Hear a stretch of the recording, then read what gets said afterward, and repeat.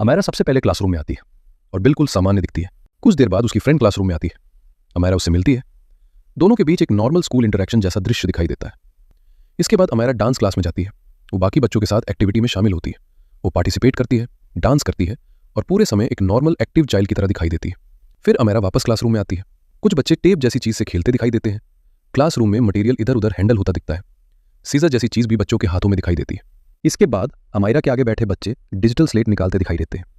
ये वही digital slate है जो क्लासरूम में अलाउड नहीं होनी चाहिए थी। क्लासरूम के अंदर टीचर की मौजूदगी में बच्चे उसे निकालते हैं और उस पर कुछ लिखते दिखाई देते हैं। फिर वही डिजिटल स्लेट बार बार अमायरा को दिखाई जाती है। यहीं से अमायरा की बॉडी लैंग्वेज बदलनी शुरू होती है। जो बच्ची कुछ देर पहले नॉर्मल थी वही अब असहज दिखाई देने लगती है। वो अपनी सीट पर बैठी है लेकिन अब उसका ध्यान पढ़ाई पर नहीं है। उसके चेहरे और जेस्चर्स में परेशानी दिखने लगती है। वो अनकंफर्टेबल है, एम्बैरेस्ड है और उस सिचुएशन से बाहर निकलने की कोशिश करती हुई लगती है। कुछ बच्चे अमायरा के पास आते हैं। वे डिजिटल स्लेट को एक दूसरे को दिखाते हैं। उनकी बॉडी लैंग्वेज से ऐसा लगता है जैसे अमायरा को लेकर मजाक बनाया जा रहा हो। अमायरा इस दौरान बार बार डिजिटल स्लेट लेने की कोशिश करती दिखाई देती है। लगभग 1 घंटे तक ये सब चलने के बाद अमायरा पहली बार खुद क्लास टीचर पुनीता शर्मा के पास जाती दिखाई देती है। ये मोमेंट बहुत महत्वपूर्ण है। वो चुप नहीं रहती, वो अपनी बात रखने की कोशिश करती है। जिस डिजिटल स्लेट पर बार बार कुछ लिखकर उसे दिखाया जा रहा था, जिस वजह से वो परेशान और एम्बैरेस दिखाई दे रही थी, इस समय अमायरा की बॉडी लैंग्वेज साफ दिखाती है कि वो हेल्प चाहती है। वो चाहती है कि टीचर इस बात को रोके। लेकिन तभी अमायरा के आगे बैठा बच्चा भी टीचर के पास आ जाता है।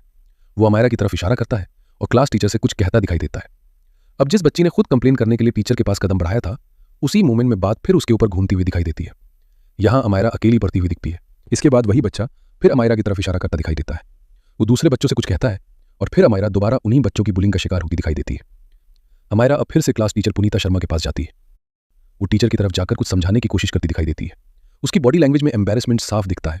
वो हाथ जोड़ती हुई भी दिखाई देती है, जैसे वो रिक्वेस्ट कर रही हो, जैसे वो कह रही हो कि मेरी बात समझिए, जैसे वो कुछ ऐसा बताना चाहती हो जिसे पूरी क्लास के सामने कहना उसके लिए बहुत मुश्किल हो। ऐसे सेंसिटिव मोमेंट में चाइल्ड सेफ्टी प्रोटोकॉल तुरंत एक्टिवेट होना चाहिए था। अमायरा को पीयर ग्रुप से अलग करके शांत जगह पर ले जाना चाहिए था। उसकी बात प्राइवेटली सुनी जानी चाहिए थी। क्लासरूम डिसिप्लिन रिस्टोर किया जाना चाहिए था और जरूरत पड़ने पर काउंसलर या सीनियर स्टाफ को इन्वॉल्व करना चाहिए था। लेकिन फुटेज में ऐसा कोई clear child safety protocol activate होता दिखाई नहीं देता। अमायरा फिर उसी क्लासरूम प्रेशर के बीच खड़ी दिखाई देती है और अमायरा की एम्बैरेसमेंट और बेचैनी और गहरी होती हुई दिखाई देती है। इसके बाद एक दूसरा बच्चा क्लास टीचर पुनीता शर्मा के पास जाता दिखाई देता है। जिस बच्ची ने पहले खुद बुलिंग और डिजिटल स्लेट वाली बात को लेकर टीचर तक पहुंचना चाहा था, अब वही बच्ची क्लासरूम में कंप्लेंट्स के बीच घिरती जा रही है। अमायरा फिर खुद को डिफेंड करने के लिए टीचर के पास जाती है। वो अपनी बात रखने की कोशिश करती है, लेकिन इसी दौरान क्लास टीचर एक और बच्ची को बुलाती है। अमायरा को डिसमिस करके वापस सीट पर भेज दिया जाता है। फिर जब उस बच्ची की बात सुनी जाती है, उसके बाद क्लास टीचर अमायरा से कुछ कहती दिखाई देती है। अमायरा अपनी सीट से फिर आगे की तरफ आती है। वो कुछ कहने की कोशिश करती है। उसकी बॉडी लैंग्वेज देखकर लगता है जैसे वो बार बार ये बताना चाह रही हो कि उसने कुछ नहीं किया, जैसे वो अपने ऊपर लग रही बात को डिनाई कर रही हो। लेकिन इस पॉइंट पर क्लासरूम का माहौल अमायरा के खिलाफ जाता हुआ दिखाई देता है। फिर क्लास टीचर अमायरा की तरफ उंगली करके उसे डांटती और सख्त तरीके से कुछ कहती दिखाई देती है। अमायरा उस समय पूरी तरह हेल्पलेस नजर आती है। वो अपनी बात समझाना चाहती है, लेकिन हर बार उसकी बात बीच में दबती हुई दिखाई देती है। इसके बाद अमायरा के आगे बैठा बच्चा फिर अपनी सीट से उठता है। इस दौरान वो अमायरा की तरफ भी इशारा करता है और किसी दूसरे बच्चे की तरफ भी उंगली से पॉइंट करता हुआ नजर आता है। क्लास टीचर कुछ बच्चों के पास जाती हैं।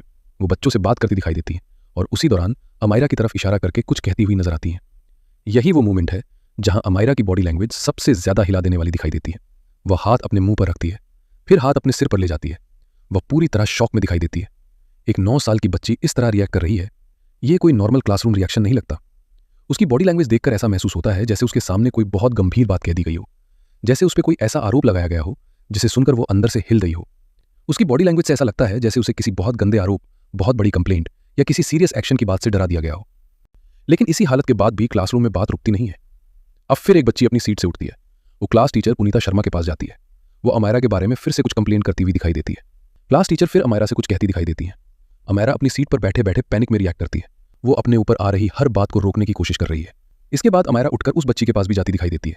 वो हाथ से इशारा करती है, जैसे पूछ रही हो ये सब क्या है। लेकिन इस पूरी सिचुएशन में अमायरा और ज्यादा ओवरवेल्म्ड हो जाती है। वो फिर अपनी सीट की तरफ लौटती है। वो खड़ी रहती है। उसकी बॉडी लैंग्वेज से लगता है जैसे वो अंदर ही अंदर सोच रही हो, क्या मुझे फिर टीचर के पास जाना चाहिए। और फिर अमायरा एक आखिरी बार क्लास टीचर के पास जाती है।